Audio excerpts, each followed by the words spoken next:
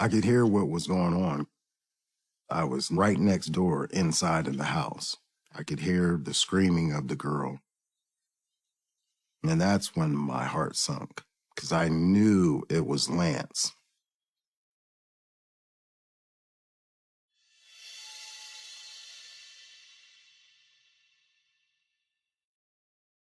I want to be here and I want to be talking about this. And it's very hard, very makes me nervous, and it makes my mind run a million miles an hour.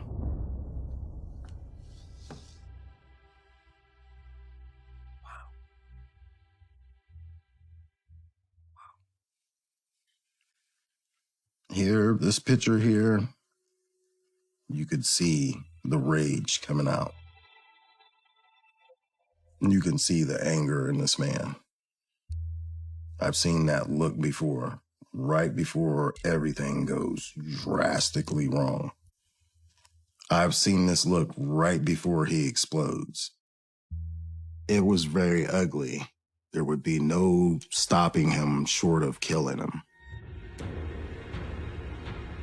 It's terrible to say. People call him a monster, call him evil. It's probably because it's true.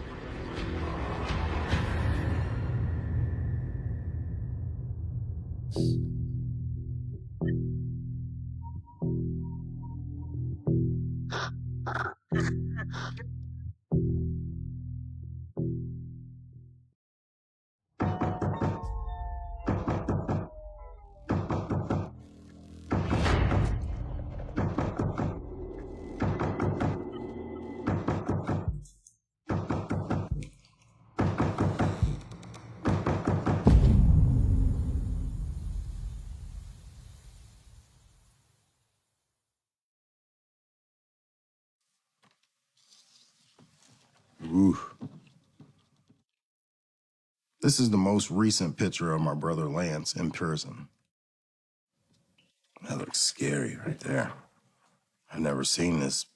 This is that look after he's done something bad. This is that, I really don't give a F or what you do or what you think about it or what the cops plan on doing. That's the look of I do not care about anything in this world. It just looks scary. It just looks empty. I think it's a good thing that he has been caught and locked away. I hate that he actually had to kill someone for that to happen, but it's a good thing that this guy's locked up. He's very dangerous. Very.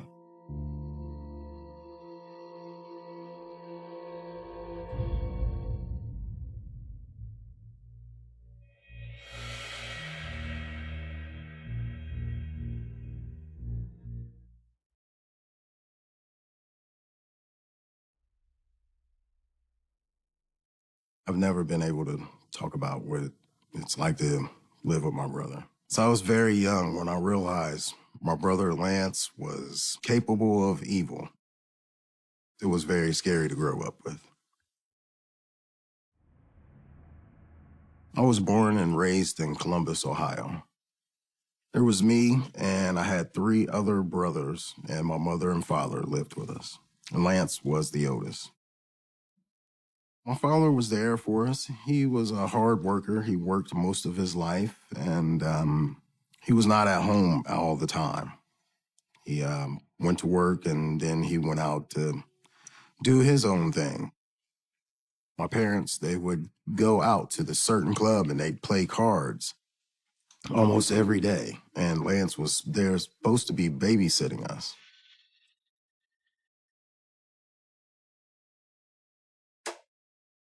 That's when the abusive stuff would happen. Lance had the reign of the house.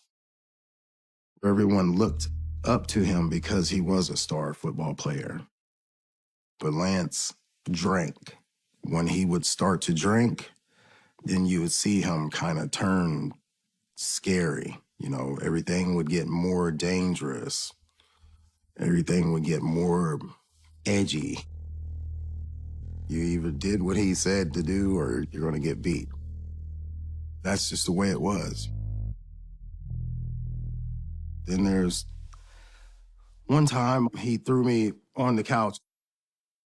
It started off as playful, and then it got into more brutal. He'd subdue you and put pillows over top of you. Lance was a very big guy. He would sit on top of the weight of his whole body on these pillows on top of you till you felt like you were smothered and you couldn't breathe. And I'm telling him, I can't breathe, I can't breathe. And he's just sitting on top of you, just laughing, thinking it's funny, You're crying and can't, breathe. It was not funny. Being such a young child, your mind goes right to that. It's instant panic. I was screaming to get up, get off of me, let me up. Once he heard you crying and screaming, then he'd let you up. It was almost as if that's what he wanted to hear.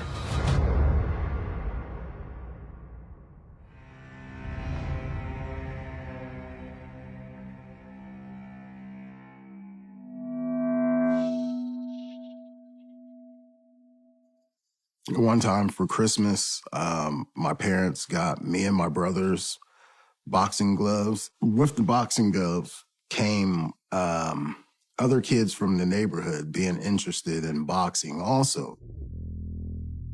They would bring their boxing gloves, and we would hold little matches on our porch. It was kind of like a boxing ring. My brother Lance got the idea to hold some boxing matches. I want to see you guys fight. It started off as good, clean fun. I had learned a little bit about boxing, and my friends didn't know anything about boxing. And sometimes it would get ugly. They would make me box my friends. I had a friend named Frankie that lived down the street. There was no beef between me or him or anything, and Lance just made us box just because we were there. Hey, how about you two get it on this time? My friend knew nothing about boxing when my brother Lance was like, get him. Take him out. And I hit him with a couple good ones. I could see he wanted to quit. And Lance is standing there, why? Encouraging you. Beat him up. I would do what Lance told me to do. Lance was too scared to say no to.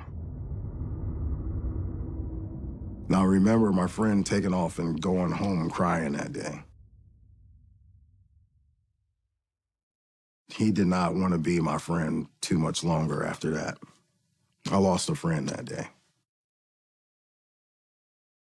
Lance was in his element. He was getting off on this to see you fight. I'm sure he just liked the violence of it.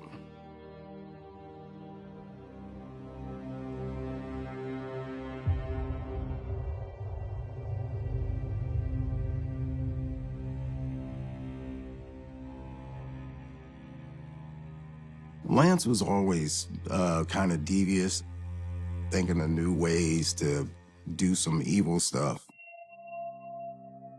There was this one morning where I'd woken up and my middle brother was still asleep, and he was laying in the bed. Lance got my parents' shotgun out of the back of the closet, and he said, hey, let's put it on our brother's face. Wouldn't that be funny when he wakes up? I didn't know any better. I didn't know what a gun would do to you, at that time. This is the first time I'd ever held a gun or touched a gun. And the gun was very heavy. It was very big. I actually needed Lance to hold the gun. We both had a hold of it like this. We just tapped my brother on the bridge of his nose with the double-barrel shotgun, like, hey, wake up. And he woke up and his eyes open. He was terrified. When I saw my brother and how terrified he was, it was not funny anymore. The whole time Lance was holding this gun, he had a devious laugh. You heard that laugh, then he was enjoying it. When I think about that now, I feel terrified for my brother and for us. What if that gun would have went off? That'd be terrible to live with. I was so young that it did not even register in my mind that aftermath that could have happened. That's the terrifying thing of it. I didn't even know if it was loaded or not.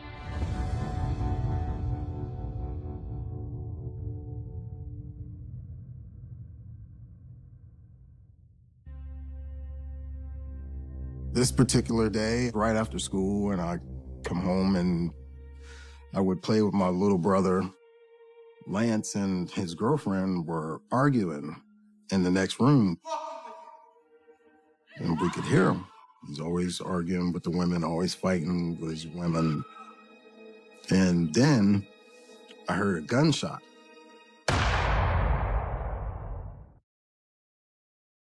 Lance is supposed to be babysitting me and my little brother at this time. Instead, he's arguing with girls, putting guns to their head. When I heard the gunshot, I just instinctively look up and I could see the bullet go over top of our heads, out one wall and through the other wall. It's chaos, pandemonium, total chaos. And I immediately jumped up and just ran and kicked in the bathroom door, pushed the door open.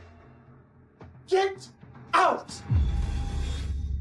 To see, Lance and the girl in there, the girl screaming, Lance standing there with the gun. I was afraid. Shut up now! I was thinking like, oh my God, he shot this girl in her face. But he did not. What had happened, he had shot right by her head. And the gunpowder and all of that hit her in the face and burnt her face. And that's why she was bent over crying like that. She did not say anything. It's like it never happened. There was no consequence for him in that whole situation, which only fueled the evil things he could do. He had gotten away with that one. When that happened, you just knew in your mind and your heart that he was capable of this. You always kind of had your mind and your heart prepared for what craziness is going to come next.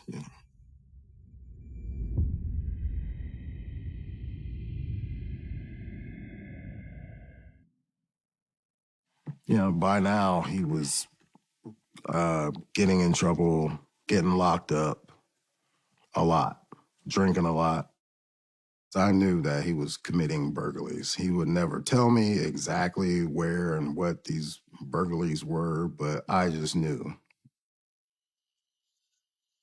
There was this one night that my brother Lance and some of his other friends, they just were out late night, and I seen them come home and they went into the garage.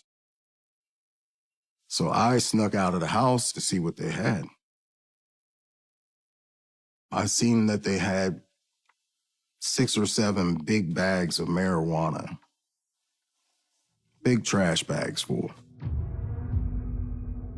There was a part of me that wondered where they got this from, but I knew they had broken in and stole it from someone. And I sat there and watched the whole thing. I'm sure him breaking in had a lot to do with just the thrill of it. He just did it out of pure just adrenaline, just because he could. Just the simple fact of it being the wrong thing to do. I knew they were out doing bad things, but I was just glad that my big brother made it home. I did not want him to get arrested again. Even though I knew it was wrong, I still wanted him to make it home and be safe.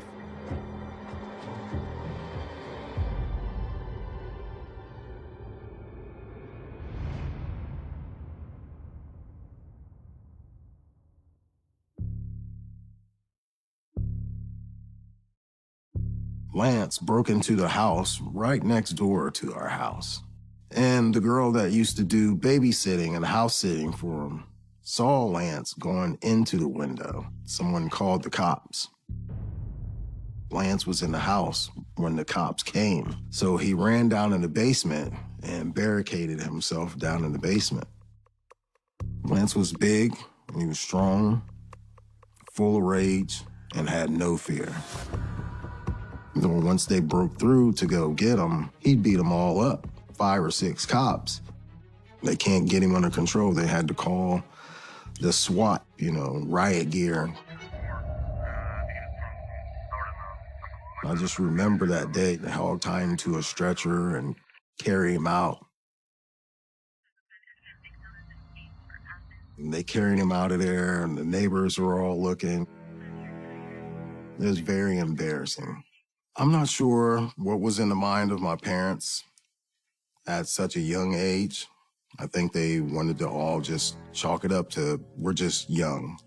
I'm sure that my family was disappointed and a little bit heartbroken.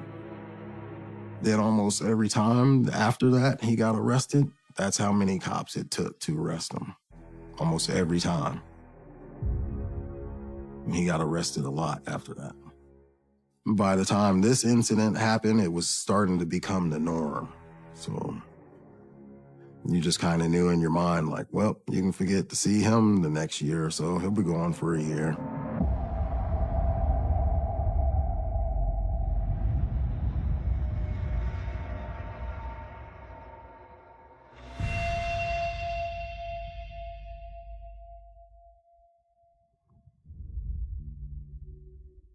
There was this one day that I was coming home from school. I saw that the police had the whole neighborhood taped off. And what I had learned was my friend who lived up the street, she had been decapitated and dismembered. The whole neighborhood was devastated. We did not ever find out what happened. Even today, murder unsolved. The next morning, I looked at my window, and written in the frost of the window were the words, "You're next." And later on in life, I talked to my other brother, and almost at the same time, we asked the same question. You think Lance had anything to do with that back then? When I look back now, I get kind of terrified thinking about it. I could have been killed at, any time. I would have never seen it coming.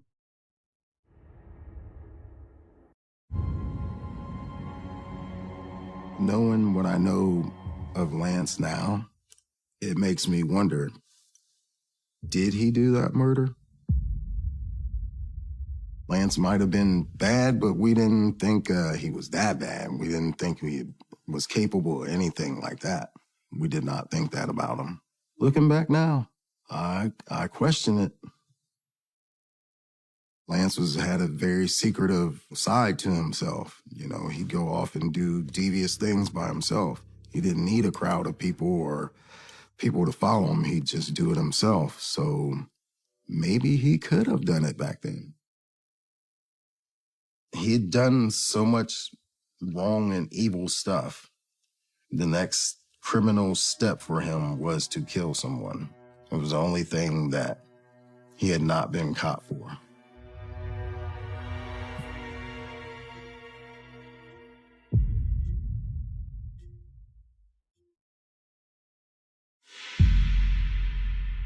Lance would get drunk and get angry or aggressive. The more he drank, the worse he would get. He would say, I'm going to kill you, or I'm going to do this to you, or I'll do that to you. It was always to the extreme. You're dead!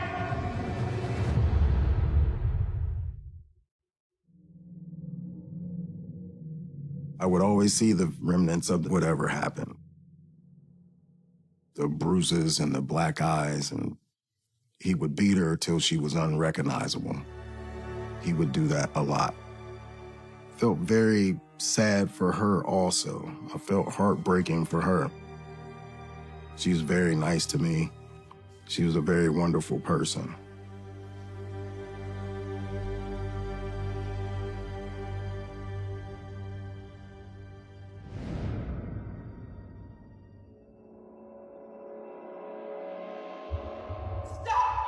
There was this one day they were arguing. The next thing I knew, he had thrown her down in the basement and locked the door. The basement was very scary. It was very dark and damp, and we had a rat infestation, and he'd throw you down there with the lights off. I know you're there. Let me out. I could hear her yelling through the door to let her out. She was like my babysitter. She took care of me. She cleaned for me. She cooked for me. You know, she was kind of like a second mom, actually. So that made it even more hurtful. But I knew what would be waiting if I did let her out. Told her, I said, no, I cannot let you out. Because I knew in the back of my mind, if I let her out, then he'd throw me a beating, a worse beating. I just walked away and was watching TV in the living room. I could still hear her begging for someone to let her out the basement. I just tried to act like it wasn't happening. Yeah, I knew in my heart that I should have helped her, but I just could not do that. I was afraid of Lance beating me.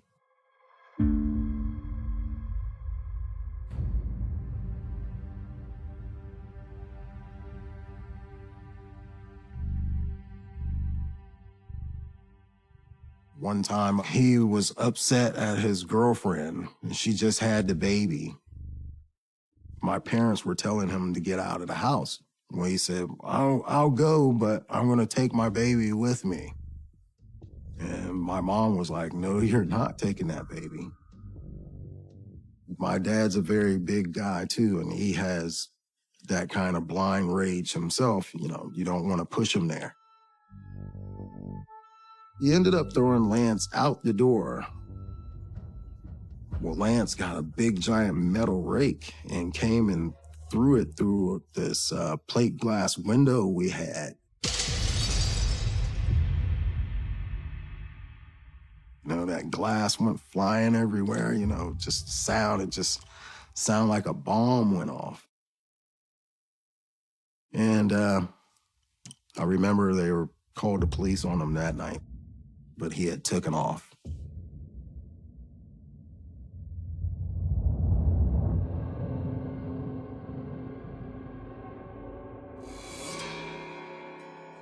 We moved different sides of town, north side, east side of Columbus. We moved, but Lance was still living at home.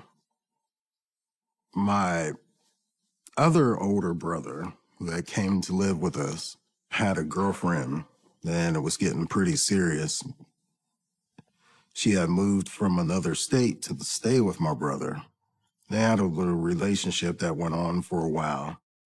She was really good friends with my mother, and she's really good friends with the whole family, you know. We took her in just like she was one of our own. Lance had his eyes on her. Lance was just kind of like that. He kind of had his eyes on everybody. I think Lance stayed pretty clear from her, why her and my other brother were dating, but once they broke up, maybe in his mind, he thought she was fair game. But she did not want him. To some degree, he could control himself. But, you know, once her and my older brother broke up, there was no controlling Lance about that situation anymore. It was beginning to get worse.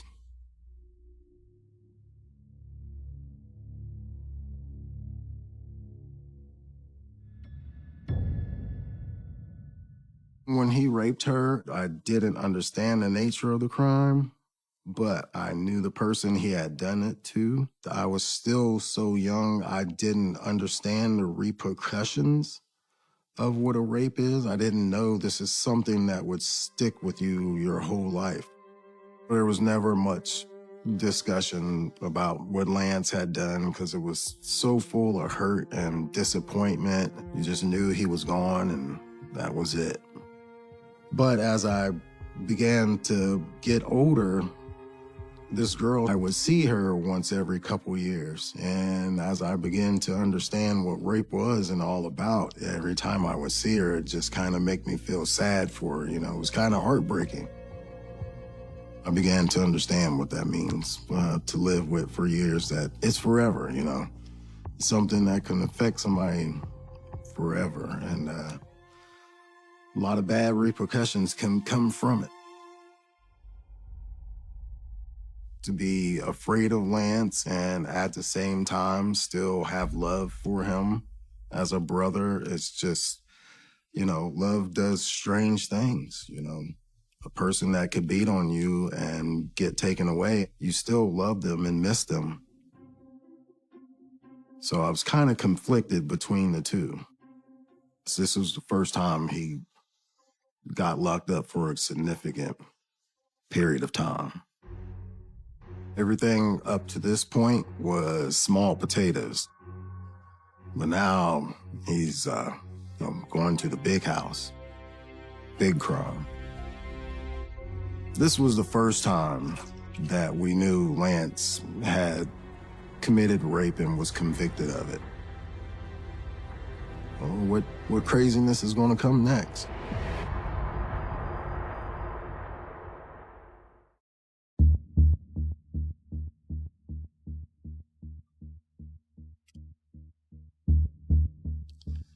This photo here is me and my brother Lance.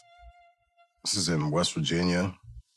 I'd just gotten a brand new home, and this is probably the first time Lance and all my other brothers and their children and my mother, they all come down to see my house, kind of like a housewarming kind of thing.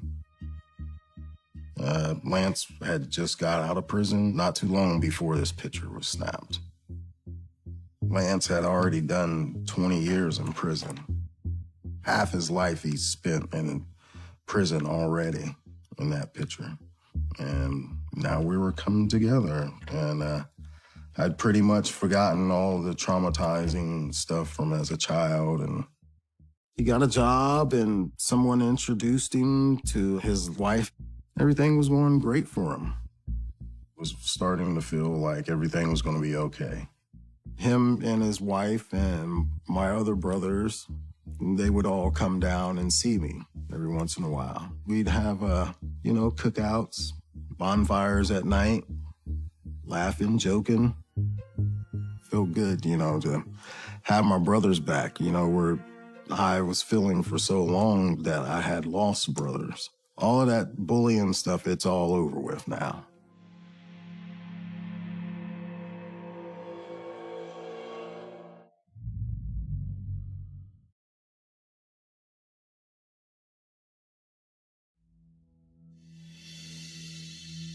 He called and said he was over this girl's house.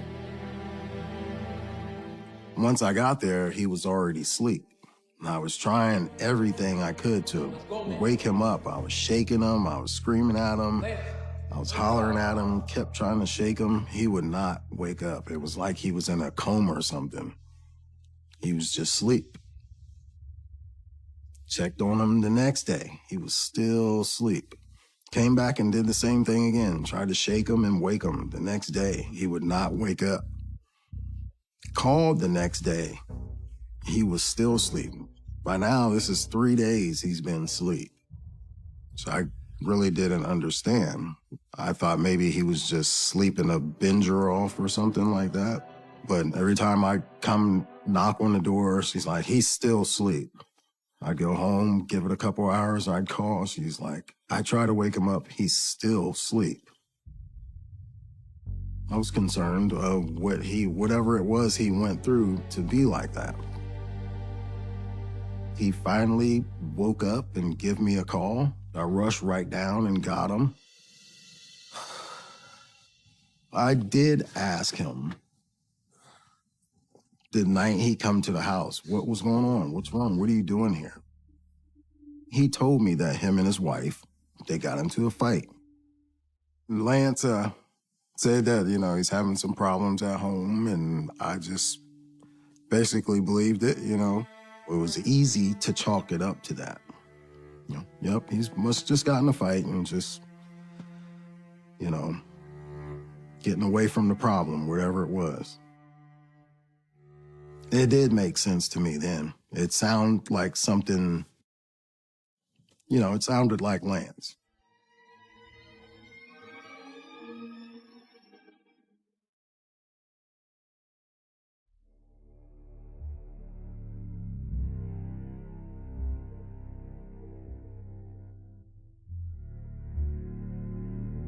And he came in like, hey man, hey dog, I gotta go. I didn't understand why he just took off just like that in an instant. He was hanging around for 3 months and then now he just leaves just like that. And that actually was it. That was it. No explanations, no anything. I felt like he had used me as soon as he left, not really a thank you or anything. He was just quick handshake and tried to walk out the door. So I was just kind of like, whatever, man, just go on. I was hurt. I was hurt by that.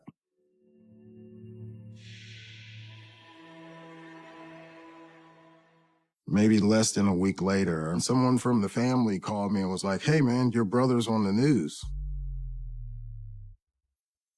I'm like, what? What's he on the news for now,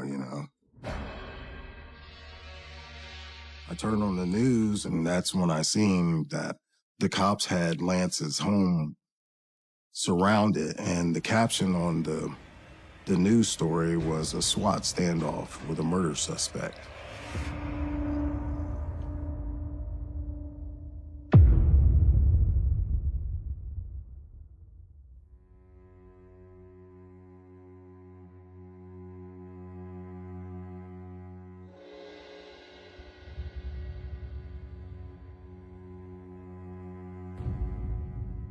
And he was accused of murdering 3 women.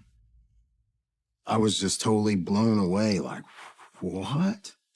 Like, they was telling me they'd been looking for him the whole time where he was at my house. I was like, oh my gosh, like I had no idea, just totally clueless and just blown away. It was the furthest thing from my mind that I thought was going on. So that's when I started to put 2 and 2 together.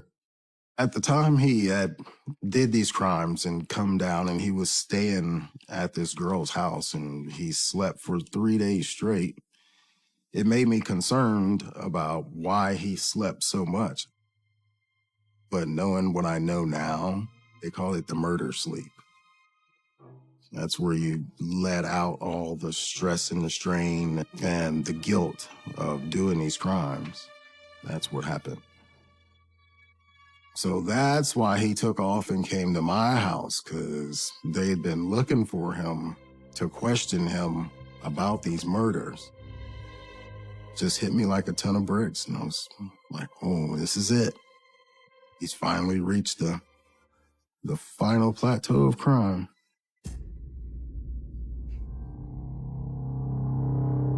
Sorry.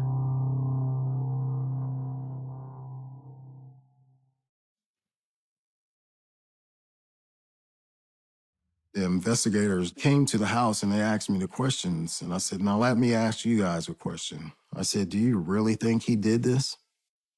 Are you sure? And one of the investigators, and he turned around with a very serious look. And he looked down his glasses and he said, you think we'd drive 5 hours if we didn't think he did this?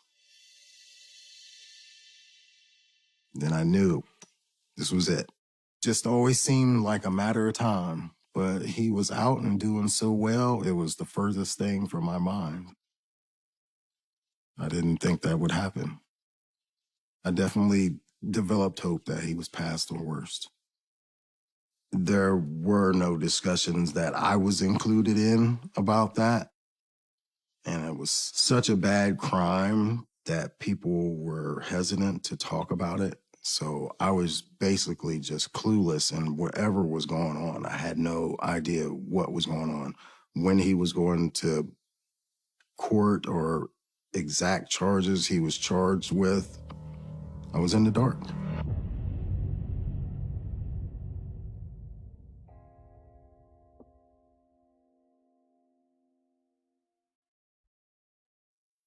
David Lance Bruce might be spending the rest of his life in prison.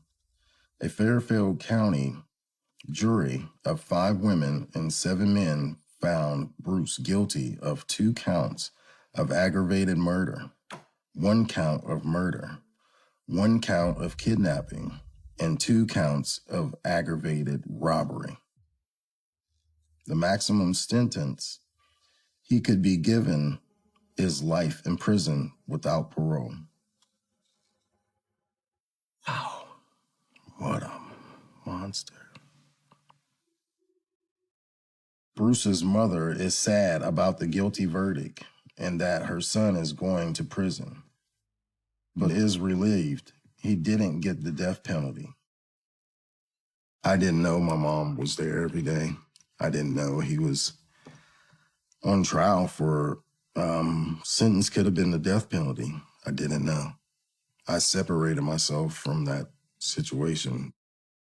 It makes me very sad for my mother to know that she went through that now and she was there by herself, you know.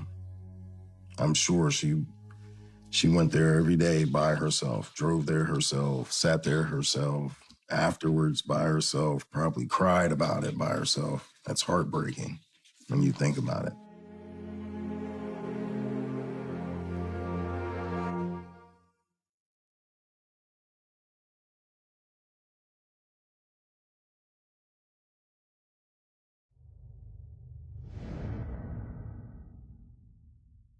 I was just so blown away from it and just wanting to just separate myself from the whole thing. Then I did not. I did not wonder about the trial. I did not watch it or participate in it. It was just too much. I separated myself from that situation just because, you know, I had family and I had kids and I could not have them be a part of that. He wasted a lot of his life. He could have done something. He could have stopped going to prison. He could have helped himself. But there was always this thing that he just couldn't stop. I'm sure everyone that knows him is wondering the same thing. Did he have it in him? Did he do it before? Did he do it again? It's a big question. There was a lot of evidence against him. I don't know.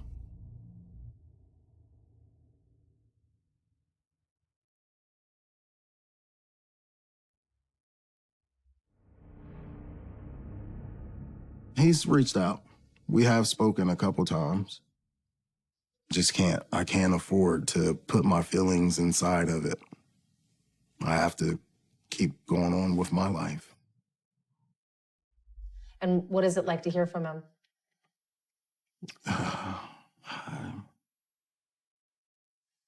It's sad to hear from him. It's really sad to hear from him, knowing that he's going to be gone forever and feels like helpless, you know, like there's nothing I can do for you. I can't help you. You've put yourself there, you know, and I can't get you out. Like, there's nothing anyone can do. You know, I could go and visit him. I could talk to him on the phone, but to talk to him about everything he'd done in life and to me, no, that's still a challenge for me.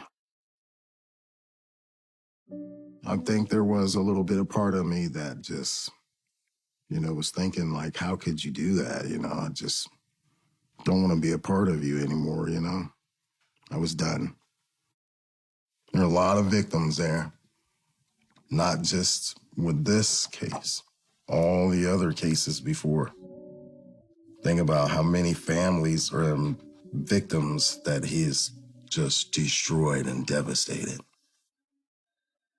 Being a brother is someone you look out for, you protect and you educate them and help them grow up.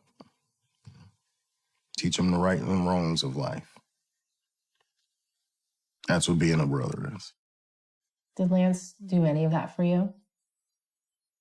No, Lance did not do any of that. He did all the opposite of everything I just mentioned.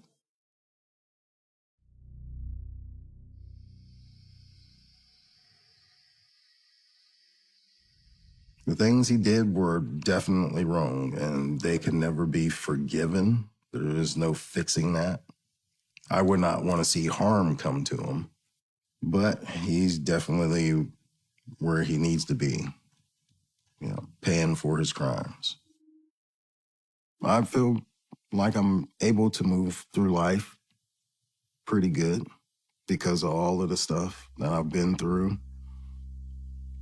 And the stuff that Lance did kind of shook me to my core and made me realize I better get myself together or I might end up in the same position one day. That I can be better than that in life, and gave me a goal to go after to make me the person who I am today.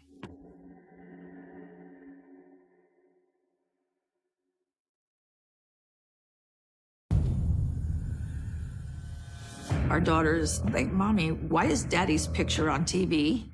And I saw his picture on the news and I lost and that there was a manhunt currently looking for him. I was terrified that he knew where I was at.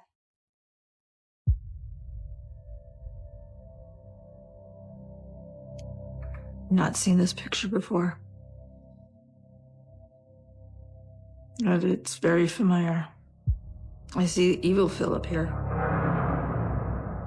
You can see it in his eyes. You can see just the lack of empathy, lack of sympathy, lack of respect for any human life. You can see it in his eyes. This is the face of a killer. There's no remorse there. I don't want to look at that anymore.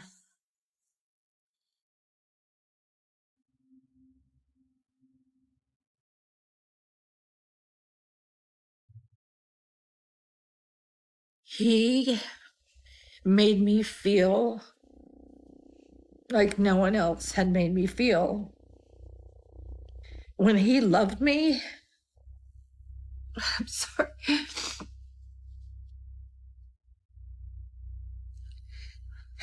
It's hard to know that someone who can love you like that can hurt you. He was a monster. There was a darkness in him that is unexplainable.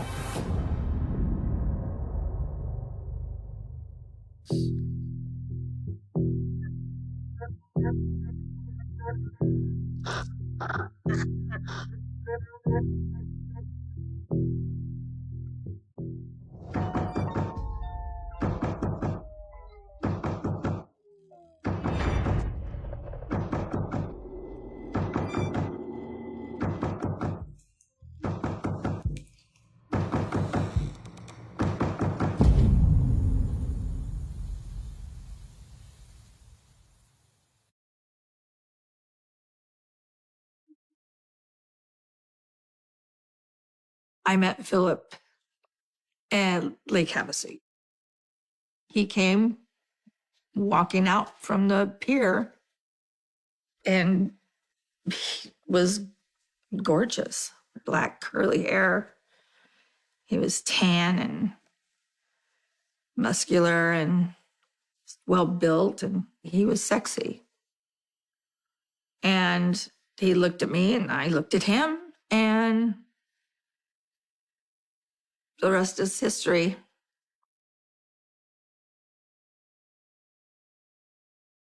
I'm Phil. Letitia. After talking for a minute, we discovered that our mothers worked together at the same company for years. It felt like we had an instant connection. That made it was like, oh yeah, we're friends, and it opens a door. He was fun. He had a smile that could light up a room. It just became comfortable really fast.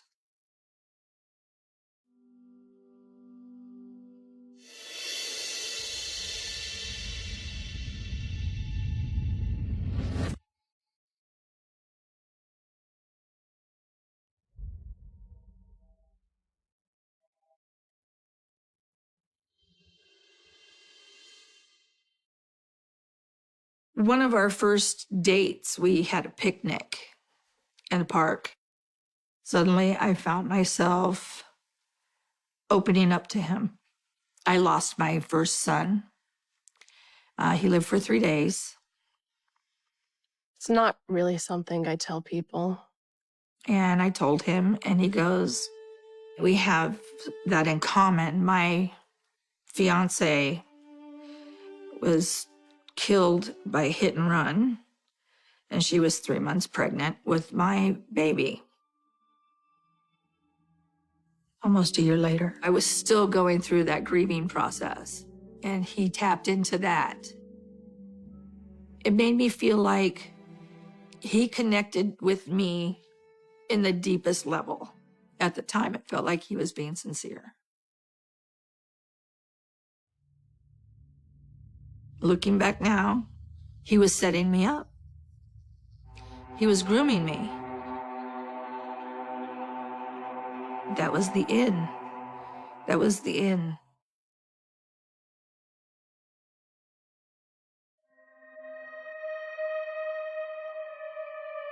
One day I had picked him up from his mother's house. He had already been drinking.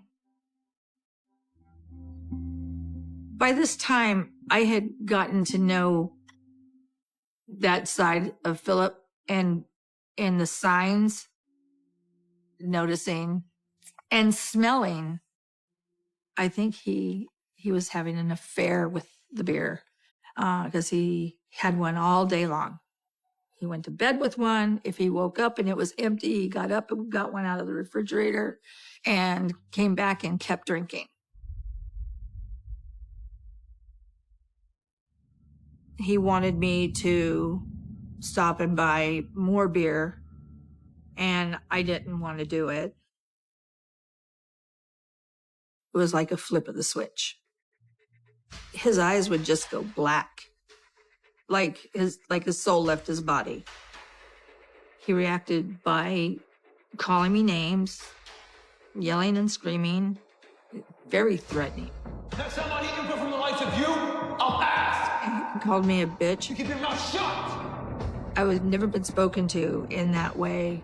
I felt shocked. I was stunned. I didn't see it coming. And I'm like, are you okay? Are you okay? He wouldn't answer me.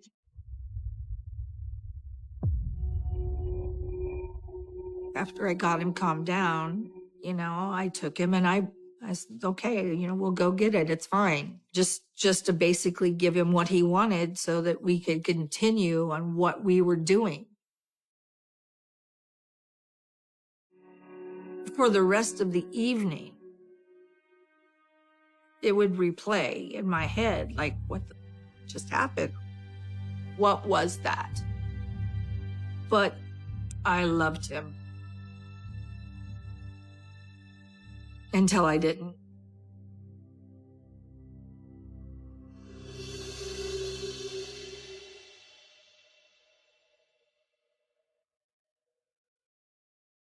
One night, approximately 9 months after we started dating, while we were in bed together, he said, I love you. I can't live my life without you. Let's get married. Will you marry me? Oh my God. Nobody had ever asked me to marry them. Cloud 9. And I said yes. Of course, I said yes. I was just like, oh my God. Except something in the back of my brain, my intuition, always listened to your intuition. Just didn't want to do it. I think that he felt my reservations. He decides we're going to Vegas. We're going to elope. Let's do it then. So, The eloping thing, it was instantaneous. It was literally instantaneous. I didn't want to go. I wasn't ready. I didn't have a dress. It wasn't how I wanted to get married. I told him I wasn't ready to do this. He wanted me to marry him right then and there so that he could secure his control, so he could make sure that I wasn't going anywhere. I can't go. It's all too fast. And notice there was like, I don't know how to describe it. It was sheer anger. And he looked at me like he could just kill me and not think twice about it. And he said, we're going, or I'm gonna kill your mom and dad. You don't want me to hurt them, do you? My stomach, it's like my heart is in my knees. Like, it, you know, you feel it in every orifice of your freaking body. It's that shock. It's the shock factor. It's like, wait, did I hear that right? Did you just tell me you were gonna kill my mom and dad? It's like being hit with a stun gun, a slap in the face, like from nowhere. It's like, what? Yeah, it was scary. Very scary.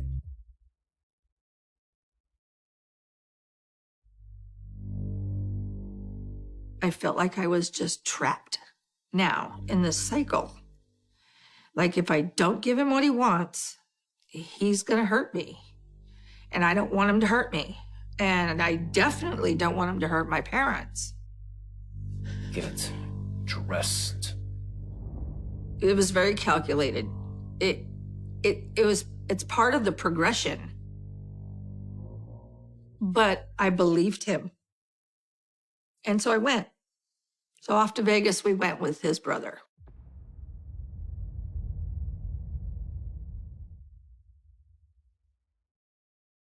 His brother didn't know that he had threatened to kill my parents to get me to do this. And the whole time driving there, you know, I'm trying to send that look, that signal. You need to intervene. You need to stop. I don't want to do this. And I wanted to say something to him. My heart was pounding out of my chest, a mile a minute. Hey, Yeah, what's up? And every time he felt like I was trying to send a signal, or he felt like I was going to say something to his brother, he would just forces his knee into the back of my seat. never mind. Sure. Basically to say, remember what I told you.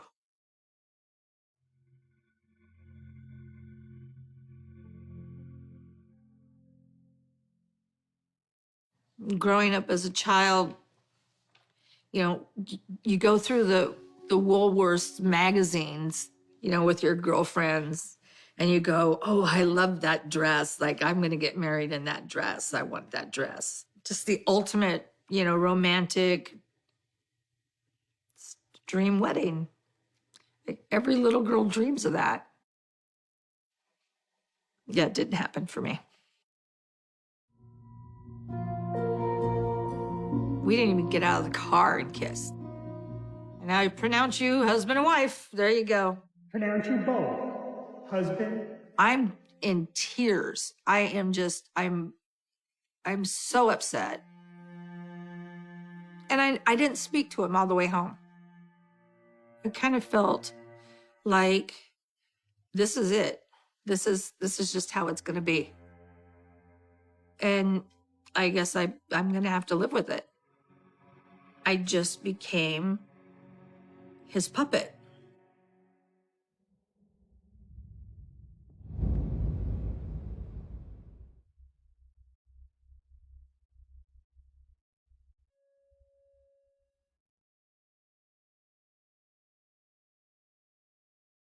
When I found out I was pregnant,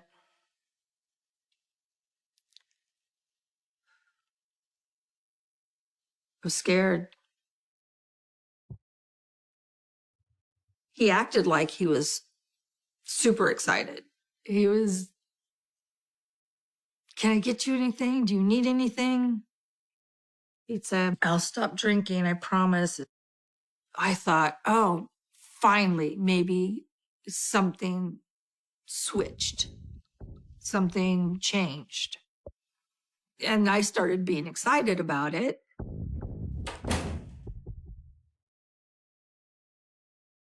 One day he came home, just trashed. Been drinking all day, and he couldn't hide it. Don't your promises mean anything? And I said, "I thought you were going to quit drinking." Don't you ever shut up? And he goes, "Don't start with me, you bitch. Do call me a bitch. I mother your child." Don't you dare talk to me like that. And he grabbed a hold of me. I'm thinking to myself, he's trying to kill me. Had this look, and it was just absence. I'm pregnant, and he's trying to kill me. He ripped my nightgown, and I pushed him away. And I opened the door, and he caught the back of my nightgown again and literally pushed me down the stairs. And we had made friends with our next door neighbors, and the guys heard him and came out and pulled him away. And one called 911. And he took off running.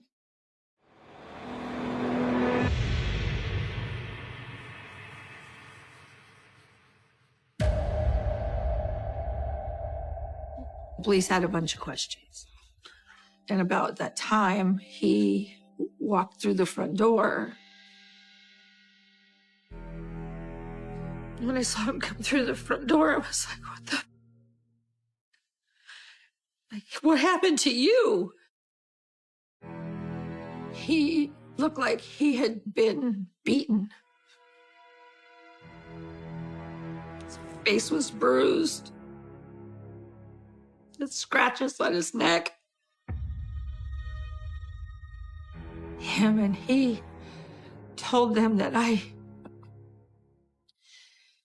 pushed him down the stairs.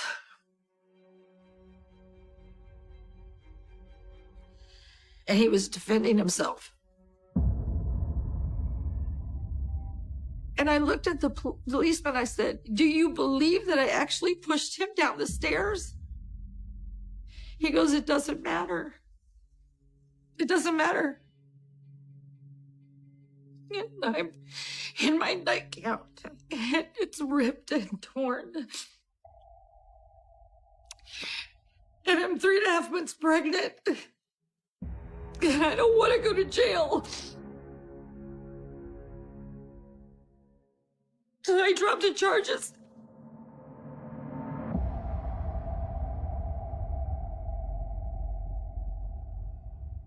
He did it to himself. He beat himself up and told him that I did it so that it would be self-defense.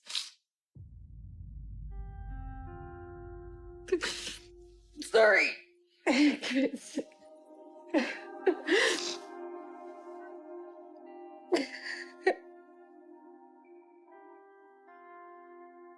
Like, what the? Who is this person? Who does that? It was at the point that I realized that he had done this before. I started to question his story that he told me about his fiancée being killed when she was 3.5 months pregnant. I was 3.5 months pregnant. Way too many similarities. It's parallel. I mean, I think he killed her. That's what I think. I think that he hit her with the car, and when he realized that he had killed her, he beat himself and laid down next to her and passed out.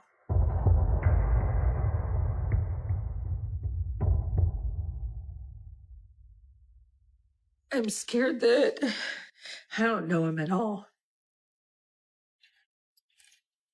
Everything is a lie. And I'm stuck. I'm pregnant and I'm stuck.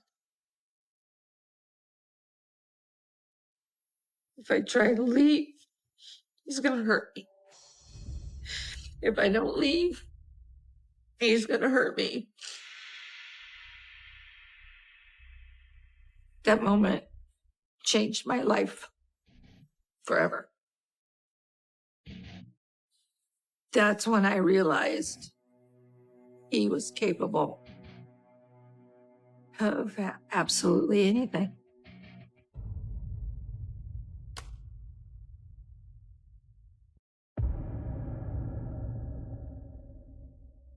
So after the first time that I actually realized that he was capable of ending my life, everything started to change. My attitude towards him, the way I felt, still loved him. It was still hard. But more and more and more, I wanted to walk away. I feared for the safety of my family. It was just constant. The threat was constant.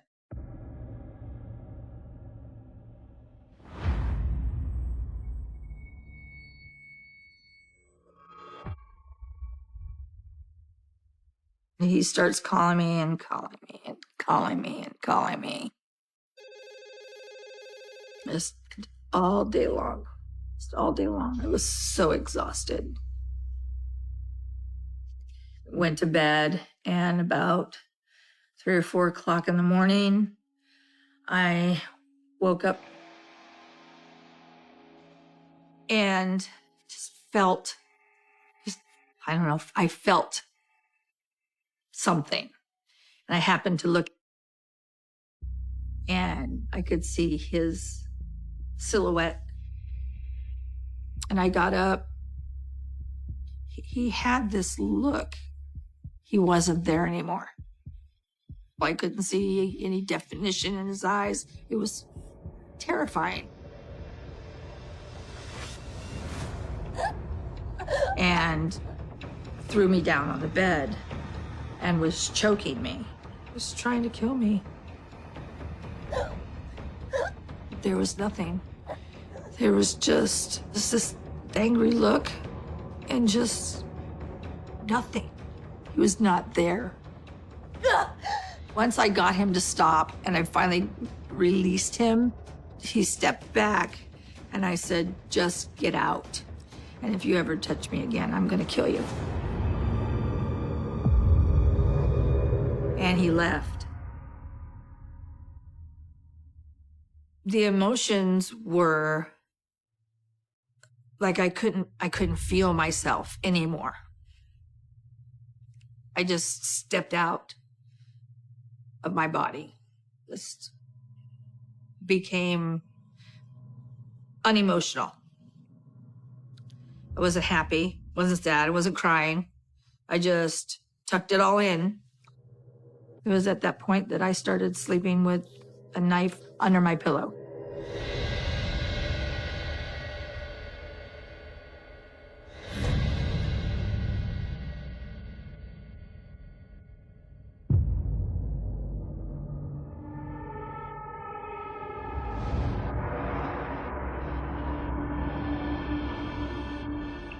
There was blood everywhere. And I'm like, oh my God, like, and now I'm feeling like an ass. Not falling for it, not again, not again. And here, you know, he was seriously injured. bleeding out from a cut on his neck, from his ear to his throat. What happened? Apparently, two men in a white car told him that they were going to rape his wife and kill his child, and grabbed him by his hair, pulled him into the car, and sliced his throat with a razor blade. That was his story.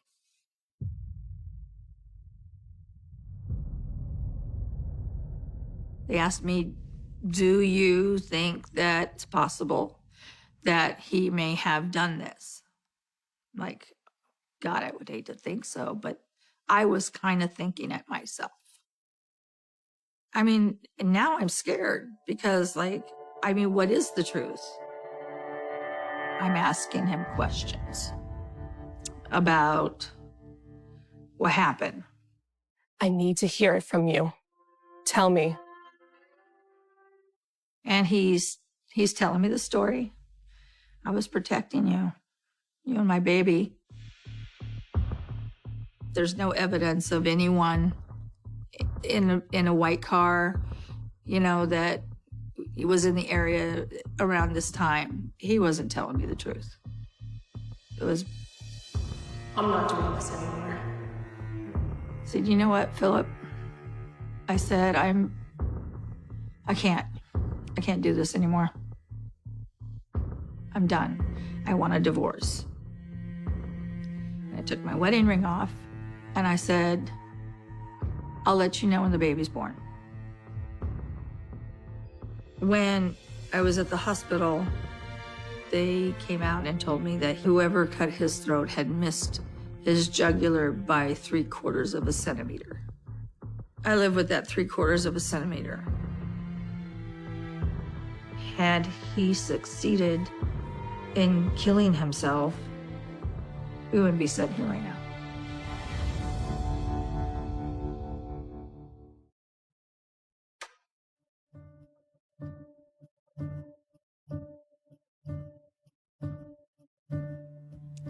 Oh, wasn't that a night? That's when my daughter was born. I was 23. I see a proud new mom. I see a place where I didn't ever think I would be after losing my son. She was so beautiful. She was brand new. He was beaming. I think Philip fell madly in love with her at first sight. I think he was proud. We both were. I can really feel us reconnecting right here over something new. This is one of the only remaining photos I have of Philip, the three of us. I destroyed them, most of them. And the only reason why I have this one was so my daughter would know where she came from. Memories with Philip, they reopen that door. I see him pulling me back in, is what I see. I see, once again, I'm gonna try. I want that white picket fence and the caring husband and the loving father. It's what I wanted more than anything. Philip had his demons. God only knows what they were. But what they were to me was more important than me.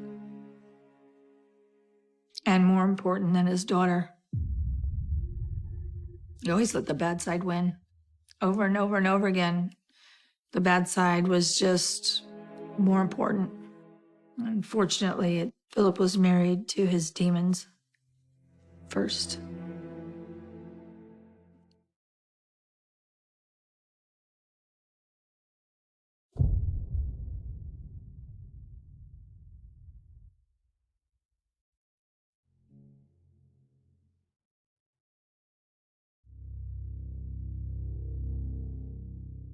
I was on my way back to the apartment, and I saw him coming out of the convenience store, and he was holding a brown paper sack.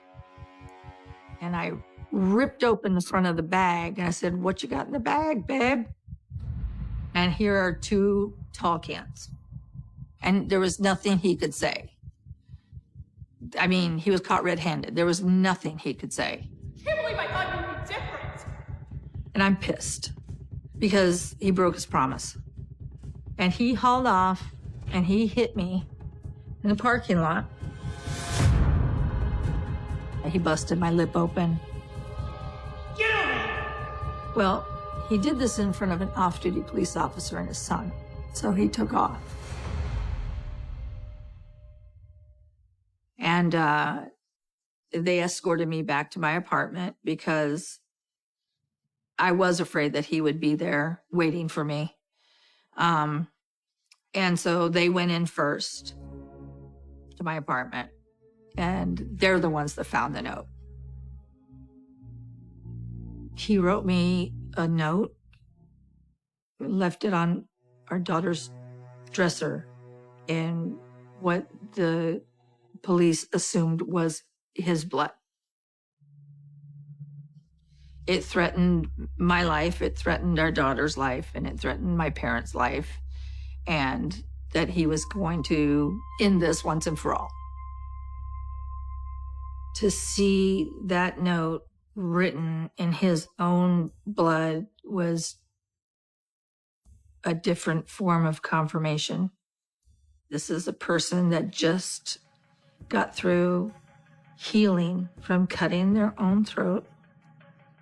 He's beat me. He's beat himself to avoid jail time. He's done terrible things to himself and to others. It's not going to stop.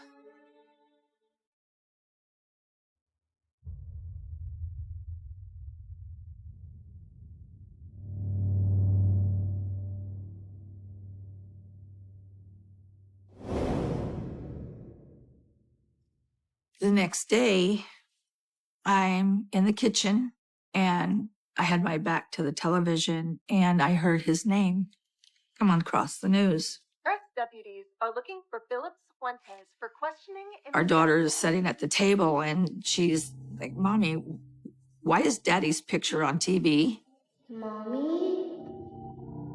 And I turned around and I saw his picture on the news and I lost my...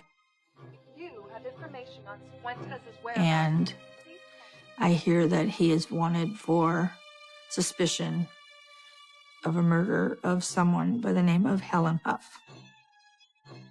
And that there was a manhunt currently looking for him. I couldn't believe it. I could. I could, but I couldn't wrap my head around it. And I was terrified that he knew where I was at. If in fact he had done this, he had nothing to lose.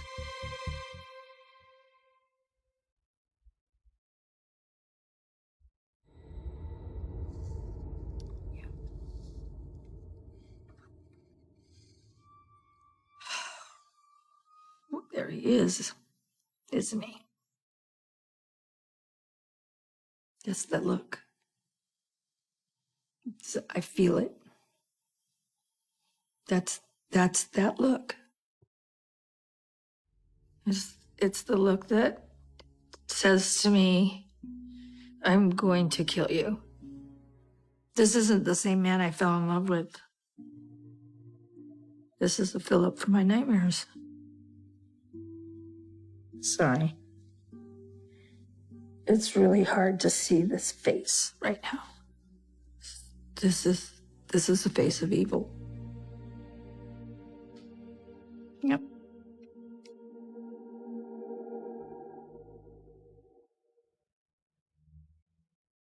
It was within a day or two after the news. The police came to interview me.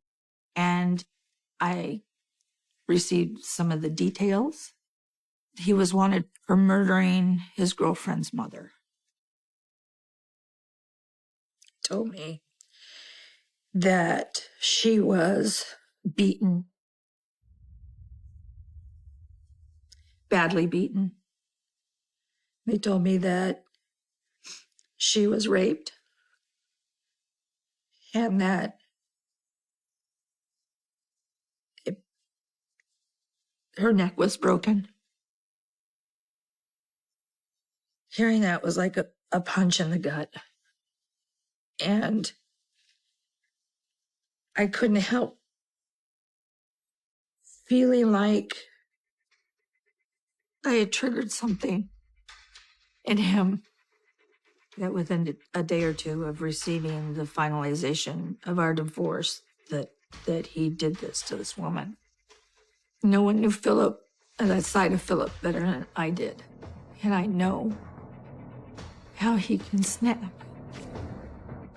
And he said, we're currently looking for Philip. Is there any reason why that he would have that he might come this direction? And I said, yeah, I'm terrified right now. He's been threatening this to me our entire relationship. What is to stop him from now following through with that and killing my whole family? We lived in fear for a few days until he turned himself in. He actually turned himself in.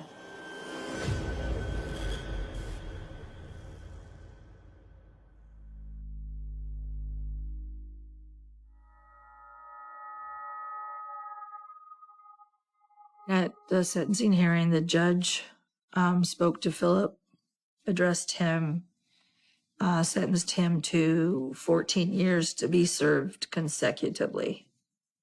Did you think that was enough time? Are you kidding? You gave him 14 years for murdering someone?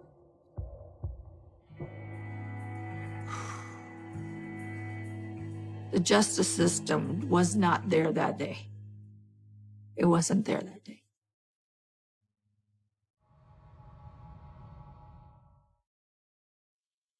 Oh, well.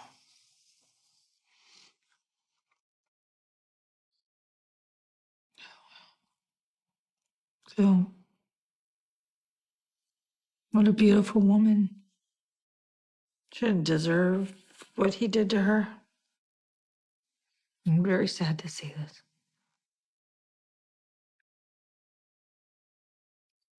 I just felt like, I feel like it could have and should have been prevented. This didn't have to happen. I wish there was something I could have done to change it.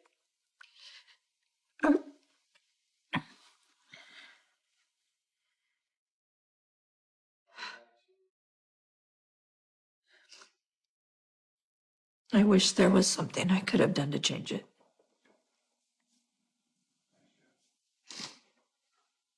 I've always felt it from the minute he became a suspect. I knew it. I knew he had done it. He never should have got out of prison. He never should have gotten released for what he did to her.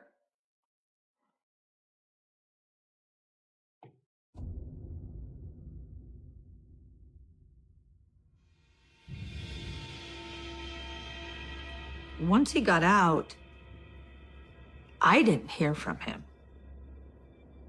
On December 10th, 2010, our daughter got a phone call from the family that he had passed away. He died of cirrhosis of the liver. I just fell to my knees. That was the first time since 1988 that I had actually felt free. Felt like I wasn't ever going to have to worry about being hurt ever again. that my family was safe, my daughter was safe. I was safe. But this little voice in the back of my head was saying, I don't believe it. So I called my mom and my sister, and I asked them to attend the funeral. And my mom and my sister went to the funeral, and they saw him in the coffin. It was him. But it was him. I didn't believe he was dead until I got confirmation from my mom and my sister.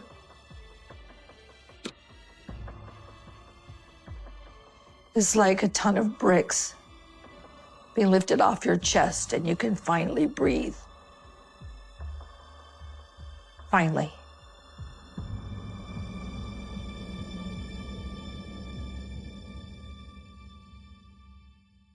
I'm living my best life right now. I have my new husband and our new home, and he's my best friend. But it's always there. I've seen evil. Philip was evil. I absolutely think that he is burning in hell. Frankly, I think he's giving the devil a way to go. I absolutely think he's where he belongs.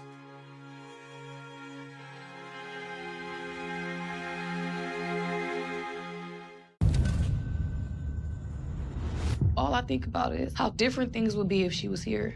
I miss my mom like crazy. What did you do? She was my wife. I cut her with a butcher knife. Dad, look, there's nothing there. Isaiah was born evil. That monster was just waiting to come out.